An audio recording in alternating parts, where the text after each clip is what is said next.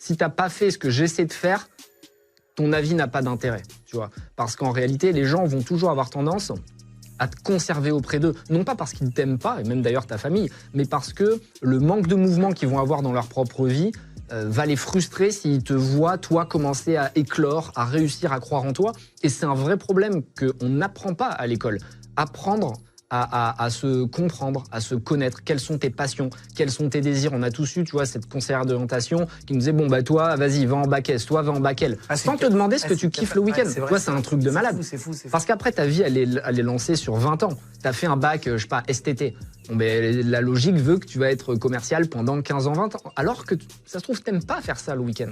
Et ça, c'est incroyable. Ouais, c'est vrai. Bah, en fait, le truc, c'est que si tu trouves ta passion, tu seras bien meilleur dans ce que tu fais après, en plus. C'est sûr et certain, tu dois kiffer et te dire que ton travail au quotidien t'anime. Je suis persuadé que toi, t'es content d'être là, c'est un métier qui te plaît. Évidemment, parfois, c'est fatigant, il y a du travail, mais t'es content de te lever le matin. Non, mais moi, j'ai fait mon cocon professionnel parfait. C'est-à-dire que on est avec une équipe qu'on aime bien, on fait des locs, on part, on va faire des émissions à distance, on va faire des reportages. On parle de sujets qui nous animent, on rencontre des gens intéressants. Bon, pas là, mais d'habitude. D'habitude, j'allais dire. Je rigole. Et du coup, on rencontre des gens géniaux, tu vois, qui ont des vies hors normes et tout. Moi, je me suis construit quelque chose que j'aime.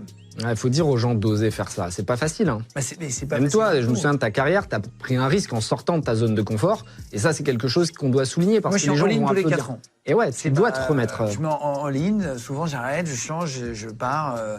Et c'est risqué, quoi. Après, c'est bien parce que quand ça fonctionne, c'est facile à dire après. Mais même l'échec, tu vois, t'apprends. L'échec est très cool parce que c'est fédérateur et ça va t'obliger à te remettre en question. Moi, j'aime l'échec et je sais qu'il est toujours tapi dans un coin de la pièce qui nous regarde. Et il faut réussir à se nourrir de tout ça.